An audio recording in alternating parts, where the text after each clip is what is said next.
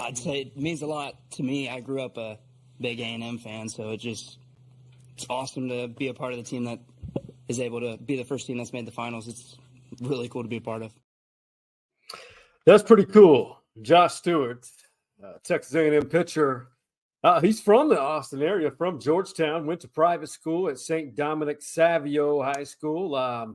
Actually started his college career as a Longhorn. I'm Sean Clinch, the host of Stories Inside the Man Cave podcast. One thing that is really cool, if you think about it, the College World Series in college baseball is phenomenal. If you've not been to Omaha, do it, even if you're not a sports fan. But Texas A&M, it's hard to believe, but this is their first time to ever play in the championship game, or in this modern era, the championship series at the College World Series. Let's talk about it.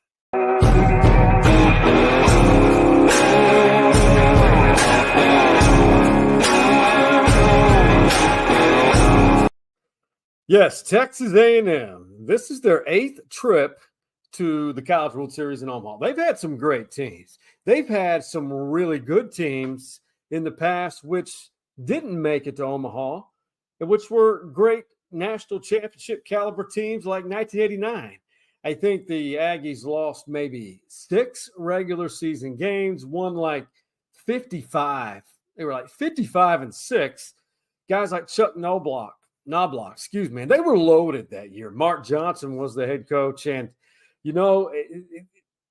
it's not indicative of the quality or lack of quality of that program.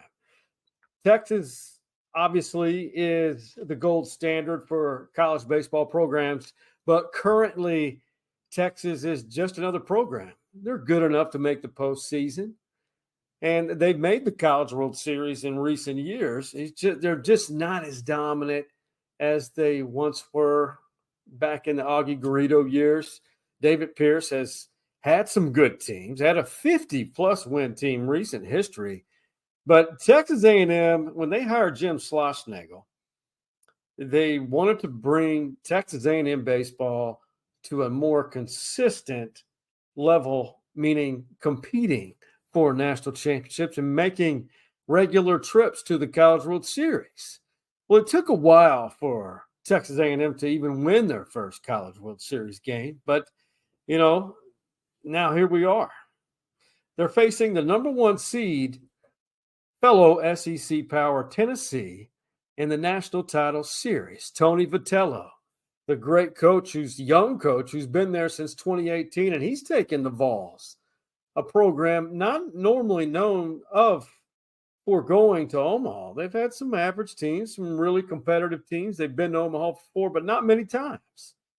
So this is a story, this College World Series National Championship Series is really about new programs, the SEC, how dominant the SEC is in baseball. I mean, we're guaranteed for the 5th consecutive year for the national champion of college baseball to be from the SEC. Great programs, great crowds. I mean, total investment by the school and the athletic departments. Great NIL programs, great big stadiums, all of them. But now you look at Texas A&M. Jim Schlossnagle, in his short time frame here, has really made it to which UT baseball fans and the UT, the administration of athletics, Chris Del Conte, to take notice. If you don't do something now, well, what are we going to change about the program at Texas? Well, let's not make this about UT baseball. A&M deserves every ounce of praise for what they've accomplished. And Jim Schlossnagle is the first to tell you, this has not been an overnight success. He praises his predecessors, the past 2, including Mark Johnson, who, in my opinion, really did a great job in the 80s and 90s of making Texas A&M relevant on the national stage. Here's Slosh giving credit to outside the program for allowing this program to achieve what they have done. Guys, they had a lot of options, and they believed in a vision that we were trying to get things flipped around at A&M. Coach Childress is to be credited for this too. I mean, this is just we're building on his program and Mark Johnson as well. So, just trying to reestablish Texas A&M as a baseball power that it should be. It should be. We have a lot of advantages. We need a new ballpark, but we also have a lot of advantages, and A&M should be good in baseball. Wow. Slosh mentioning that they need a new ballpark. That is something that's the first time I've heard that. When I saw that soundbite or listened to it, that's the first time I've heard anybody say that they need a new ballpark. I mean, Olsen Field, for many years, I thought was one of the best college baseball stadiums. Of course, we all need to renovate. We all need to evolve and improve things. Then they changed it, did some renovating, and lowered the capacity. Olsen Field at Bluebell Park. I don't know what's wrong with it. Someone please tell me. I think it's one of the better college baseball environments. And there are some good ones, great ones in the SEC. Obviously, UT has a great college baseball environment. But Olsen Field does great. If you're into bubbles, blowing bubbles, that's great for them. It works. The Ball 5 chant is phenomenal. They brought that to Omaha. I've appreciated that, seeing that and hearing that, because I just love college baseball. Omaha's phenomenal.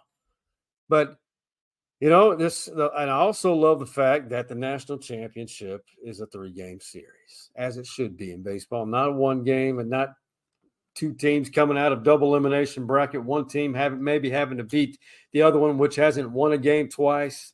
I still go back to 1989 when A&M should have been there, didn't. Texas had one of their they had a great team. They just had a lot of regular season losses, and they stormed through the postseason and made it all the way to the national championship undefeated.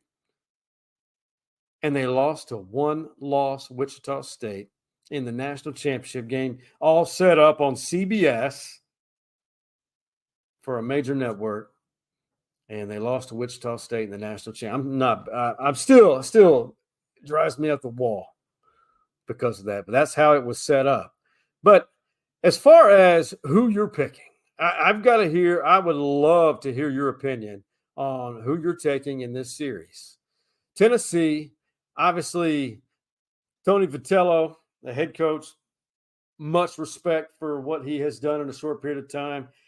Played at Missouri. He was on Schlossnagel's staff at TCU. Aggressive recruiter. The players love him. He appeals to the younger kids, and he gets it. And then Frank Anderson, who personal friend of mine, the pitching coach. He was Augie Garrido's early pitching coach before Skip Johnson. Frank has done wonders on that pitching staff. I mean, it's quite obvious people go to Tennessee who are pitchers to be molded and developed by Frank Anderson. But who are you taking in this all SEC College World Series National Title Series, the Aggies or the Vols? I mean, think about this. The Vols are 2 wins. If they win the national championship, they will reach 60 wins. That's ridiculous. They're that good. The Aggies, 52 wins. Phenomenal. I'm taking the Vols in game, and we'll go to a third and decisive game. They'll win this series 2-1 for their first national championship in college baseball. I'll take Rocky Top in this one. I really will. I think it's going to be a great series. I really do. It's really good for college baseball. But, you see the SEC has taken over the college baseball world. Hey, one quick thing. Guess what's making a return? Got something I've been wanting to include on this podcast platform, but it's coming soon. Pick it up, pick it up, pick it up, pick it up. Hi, this is Guillermo, and clinches, clips are next.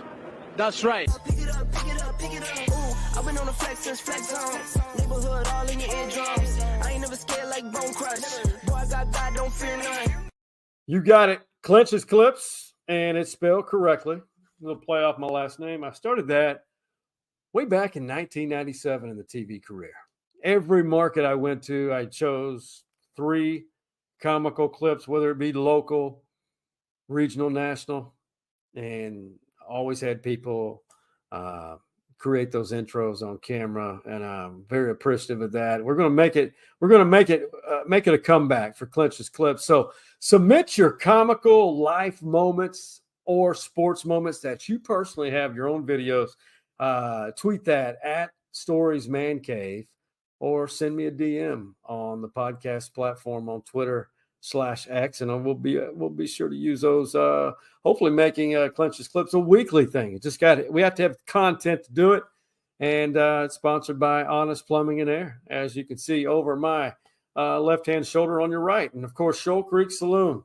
Man, go there now, especially early afternoons on the porch overlooking Shoal Creek, or in the evenings. The days of the crawfish are down to single digits. Crawfish season's about to wrap up. Great people at Shoal Creek Saloon. The beer is colder there than anywhere in Austin, in my opinion. And shout out to Honest Plumbing and Air, where a handshake still means something. Hey, one thing's for sure. Whenever Omaha comes up, and when you have a team from Texas playing in it, or just whenever the championship series is taking place, it's always good to debate it, and it's always good to talk about it.